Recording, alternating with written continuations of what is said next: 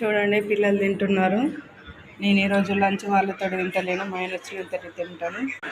చూడండి పాపం ఆకలితో ఉన్నారు. తిను.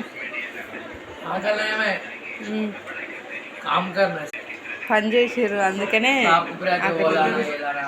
టిఫిన్ లేట్గానే తిన్నాం. ఇప్పుడు అన్నం లంచ్ టైంకి అయితే లంచ్ టైం చేస్తున్నారు.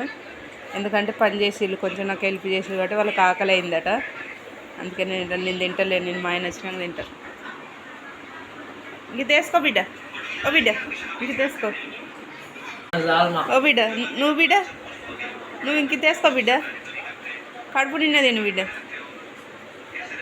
ఇంకదేనా బిడ్డ, ఇదే బిడ్డ ఏంటిది.